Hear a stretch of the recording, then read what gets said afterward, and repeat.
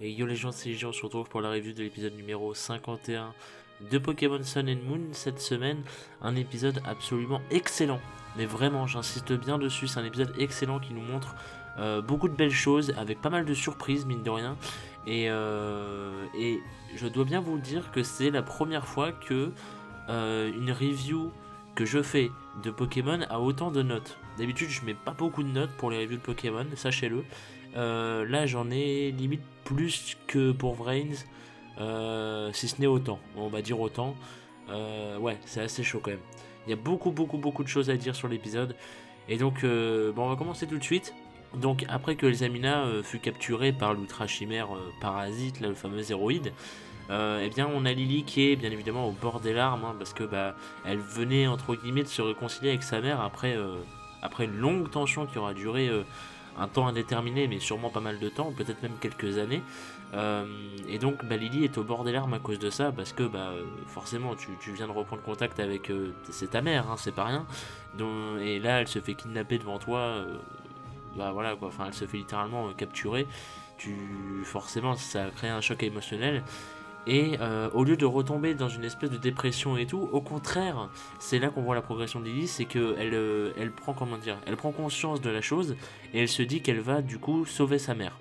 Et ça c'est pas mal déjà. Et donc Sacha va alors l'aider pour ça et tout, il lui dit t'inquiète, tu peux compter sur moi, etc. Mais du coup on a Gladio qui est juste à côté et qui l'interrompt en lui disant que bah, maintenant c'est une affaire de famille, donc t'as pas, enfin sans être méchant, t'as pas ta place ici Sacha quoi. Donc laisse-nous faire, c'est notre problème. Et donc Sacha comprend bien la chose. Et d'ailleurs j'ai vu quelqu'un sur Twitter, quelqu'un de... Mince, comment on appelle ça, quelqu'un de la communauté de l'animation de Pokémon, on peut dire, de l'animé de Pokémon, qui a dit que Sun and Moon, il aimait beaucoup Sacha dans Sun and Moon parce que ça travaillait plus son personnage humain plutôt que, vous savez, le Sacha dresseur de Pokémon et tout, qui veut devenir maître Pokémon, etc. Cette fois-ci, enfin, Sun and Moon nous montre plus de côté humain de Sacha, et il n'a pas tort, c'est vrai. Et là, encore une fois, on le voit. C'est-à-dire que là, bah, Sacha, on avait déjà eu ça par exemple avec Flamiaou, on a eu ça aussi pas mal d'autres fois, où j'ai pas forcément en tête, mais on a vu pas mal de fois ça dans Sun and Moon, et c'est vrai que maintenant que j'y pense, bah Sacha dans Sun and Moon, enfin, on voit beaucoup plus son côté humain que d'habitude en fait, notamment dans XY où c'était Sacha était des fois même pas mis en avant quoi. Donc voilà, donc j'ai trouvé ça vraiment intéressant, et je me suis dit que bah, j'allais le noter parce que bah voilà, c'est toujours intéressant, et j'espère que vous êtes conscient de ça, ou en tout cas ça vous aura fait réfléchir. Donc voilà, et le problème avec le fait que bah, ils veulent retrouver Elzamina, le problème c'est que ils doivent trouver un moyen d'ouvrir une nouvelle Ultra Brèche afin d'espérer de rejoindre Elzamina, parce que c'est même pas sûr que l'Ultra Brèche les amène directement à elle. Et déjà il faut en trouver le moyen d'en ouvrir une nouvelle. Voilà. Donc sachant que la machine de Sobon qui crée des ultra chimères, enfin des ultra brèches pardon, est pétée. Donc ils ne peuvent plus s'en servir. Donc ils doivent obligatoirement trouver un autre moyen. Et vous le savez, hein, c'est pas si facile que ça. Et du coup Lily et Gladio bah, ne pensent désormais plus qu'une seule chose, à sauver leur mère évidemment.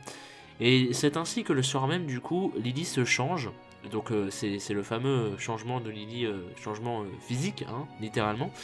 En fait, elle se prépare à partir. Littéralement, c'est ça. Elle se prépare à partir afin de trouver un moyen d'aller sauver sa mère par elle seule. Elle n'a pas de piste, hein, mais elle veut trouver. Elle veut pas rester comme ça et tout.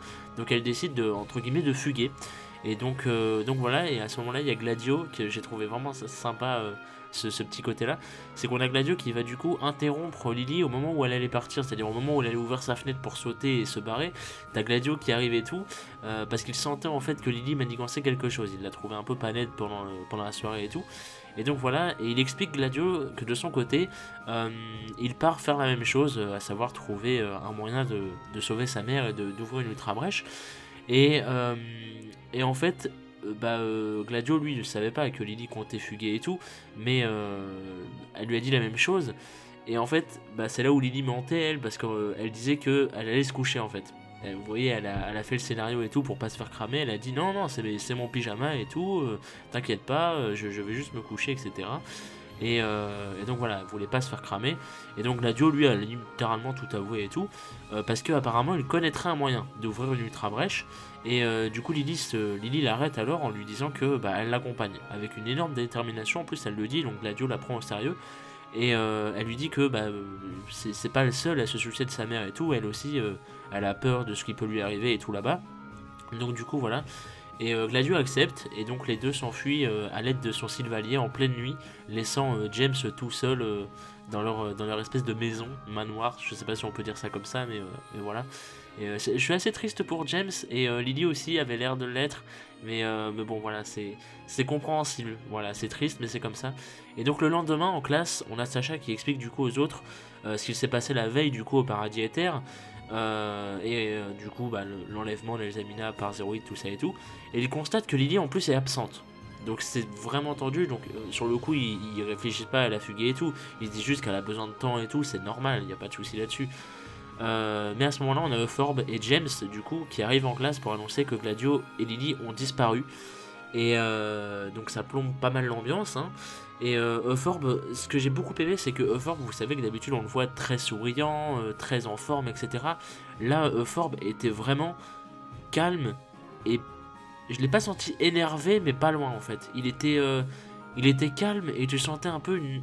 Je sais pas, peut-être qu'il était inquiet en fait. Je pense que c'est de l'inquiétude qu'on arrivait à ressentir, et j'ai adoré ça. Parce que c'est, mine de rien, c'est comme ça que je sais pas, Euphorbe... J'aime beaucoup, et dans les jeux, alors je sais plus si on le voyait dans les passages sérieux dans les jeux, je ne crois pas, ayant refait Ultra Sun et Moon il y a pas longtemps, je crois pas qu'on l'ait vu sérieux dans des moments vraiment où il fallait l'être et tout, donc je sais pas, ça fait plaisir de voir ça, de voir Euphorbe comme ça, qui change un petit peu de caractère et tout, c'est rare, et c'est appréciable, parce que ça montre bien le ton de la chose en fait, le ton de la situation, et j'aime beaucoup ça personnellement. Donc du coup Euphorbe propose d'aller voir Pectorius parce que lui doit savoir des informations qui peuvent être utiles pour le groupe. Du coup, une fois qu'ils sont arrivés chez Pectorius, ce dernier demande à Sacha de décrire à quoi ressemblait toute la scène en fait, si vous voulez. Et en fait, du coup Sacha lui décrit et tout, et vu ses dires, il pense à la légende de Solgaleo. Direct, il n'y a pas d'embrouille. Et Sacha explique du coup son rêve en racontant également l'endroit, enfin il raconte son rêve, vous savez, le rêve où il a rencontré Solgaleo, Lunala. Ils lui ont demandé de prendre soin de Doudou, enfin de Cosmog, voilà, je cherchais le nom du Poké. Et donc Sacha a tout raconté, même l'endroit, etc. En disant il y a un truc qui ressemble, enfin il y avait un truc avec le symbole du soleil et de la lune. Et donc Pectorius, tilt direct, et il pense à l'altar du soleil, et il parle de la légende comme quoi apparemment il y a longtemps les ultra chimères et les gardiens s'affrontaient sans relâche jusqu'à ce que Solgaleo arrive à l'aide d'une ultra brèche dans le ciel, et tout ça évidemment se passait là-bas, donc à l'altar du soleil sur l'île de Pony. Voilà. Et donc du coup, chose assez étonnante, ils vont tous se rendre sur l'île de Pony, parce que du coup ils pensent que Gladio et Lily ont eu la même idée et sont donc également partis à Pony. Et justement, ils ont eu raison, parce qu'à ce moment-là on a un plan sur Lily et Gladio qui sont déjà arrivés eux au canyon de Pony, hein. Ils sont déjà très loin, donc c'est pas rien quand même. Le canyon, on rappelle qu'il est au milieu de l'île, donc c'est pas rien. Et ils vont devoir du coup passer plusieurs épreuves entre grosses guillemets afin d'avancer, et j'ai trouvé ça extrêmement intéressant. C'est ce que je vous disais, que cet épisode était très très cool. C'est à partir de ce passage là, parce que, enfin même le début est très cool, mais à partir de ce passage là c'est vraiment très bien écrit, on va dire, parce qu'en fait ça nous montre vraiment les deux, je sais pas si on peut dire les deux personnalités, mais on va dire ça. C'est les deux personnalités de Lily et Gladio qui vont du coup vraiment bien ressortir et être mises en avant en fait à partir de ce moment-là, et j'ai trouvé ça très bien fait, vraiment très bien fait. Par exemple, à un moment, si vous voulez, il tombe sur des statues. Donc il y a 3 statues, une statue de Flaméo, Brindibou et Otaka, et derrière il y a une porte. Et en fait, ce que j'ai trouvé excellent, c'est que du coup, logiquement, Lily se dit que les statues cachent du coup un mécanisme permettant d'ouvrir la porte.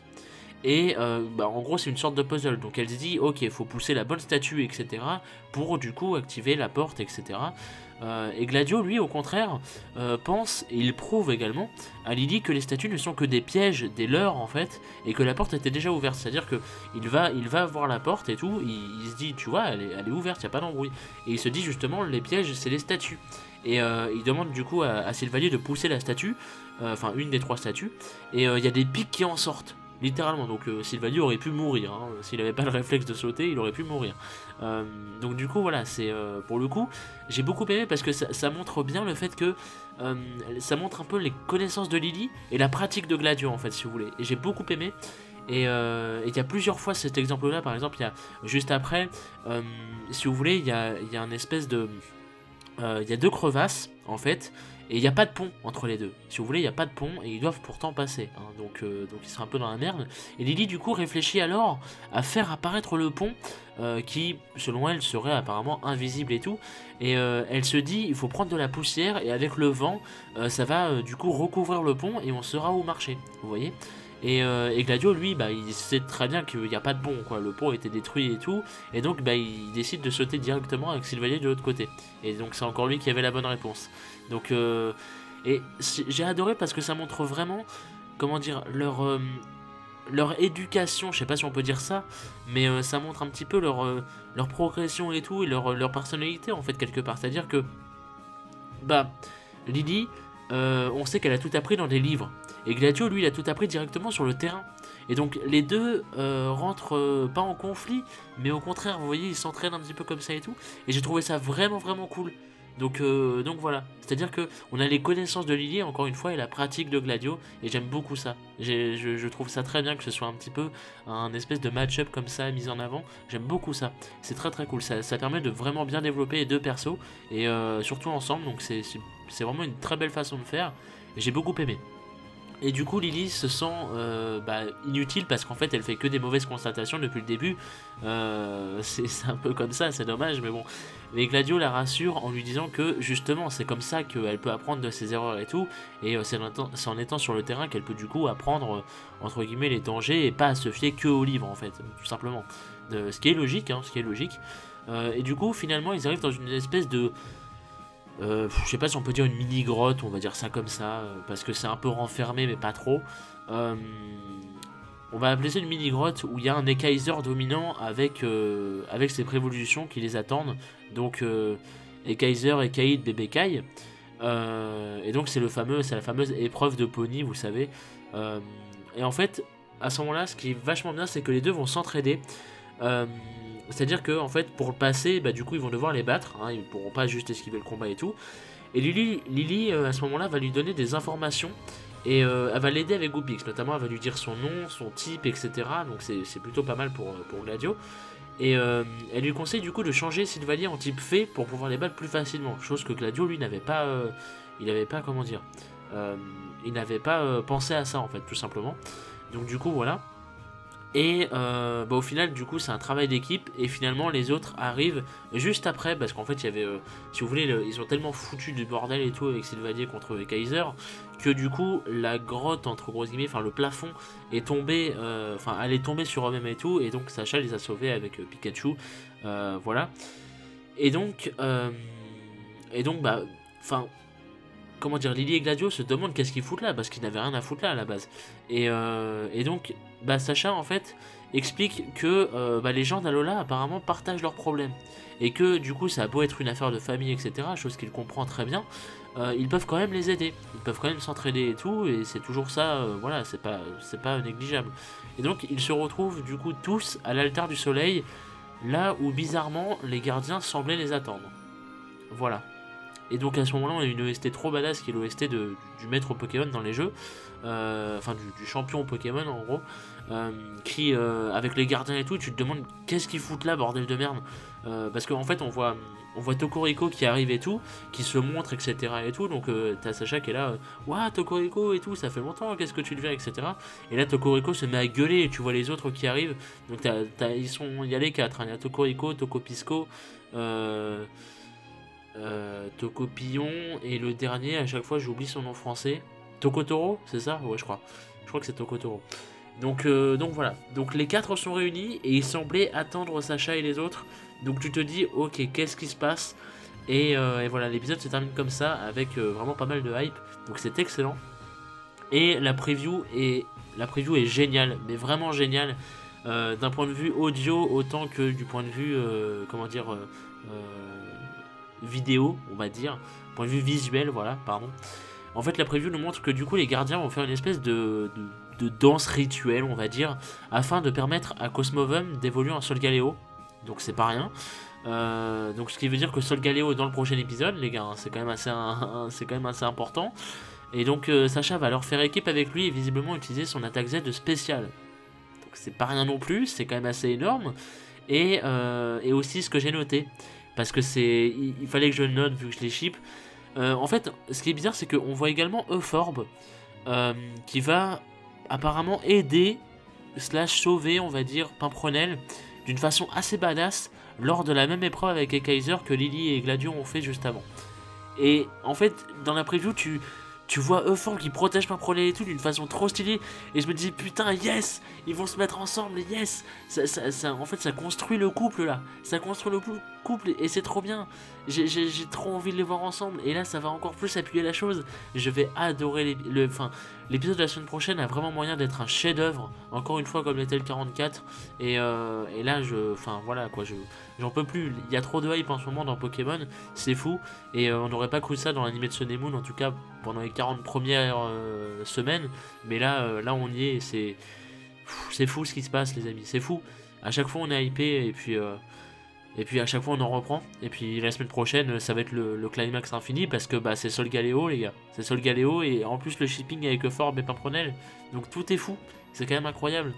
Voilà. Donc je me devais de le dire. Voilà. Sinon en point de vue audio, comme je vous le disais, c'est un enfer. Mais c'est trop marrant à écouter la preview. Donc j'ai beaucoup aimé. Autant bien Kaki que Sacha qui font de la merde infinie en audio. C'est trop drôle. Donc voilà, donc je vais m'arrêter là. Merci à vous d'avoir regardé. Dites-moi vos avis sur l'épisode dans les commentaires. Si vous êtes hypé pour la semaine prochaine également. Et puis voilà, on se retrouvera du coup la semaine prochaine. Merci à vous et des bisous.